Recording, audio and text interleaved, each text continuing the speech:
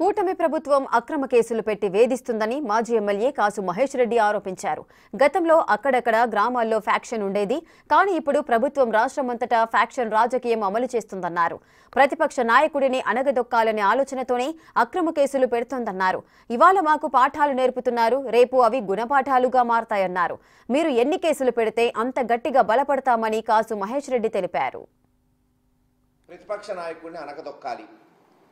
ప్రతిపక్ష పార్టీలోని social media వాళ్ళు కావచ్చు, నాయకులు కావచ్చు, ఎమ్మెల్యేలు, మాజీ మంత్రులు, ఎవరైనా మాజీ ఎంపీలు, లేదు ఇప్పుడున్న ఎంపీలు కావచ్చు, ఎమ్మెల్యేలు కావచ్చు, అక్రమ కేసులు పెట్టడం, అక్రమంగా వాళ్ళని జైళ్ళకు పంపించడం, చివరకు ఐఏఎస్ ఐపీఎస్ని కూడా రిటైర్ అయిన వాళ్ళు కావచ్చు, ఇప్పుడు పనిచేస్తున్న వాళ్ళని సస్పెండ్ చేసి వాళ్ళ మీద కేసులు పెట్టి అణగదొక్కాలి.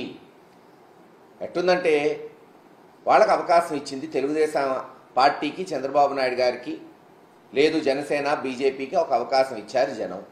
మీరు ఇచ్చిన హామీలు నిలబెట్టుకోండి, ఎవరూ దానికేమో అడ్డం తగలట్లేదు.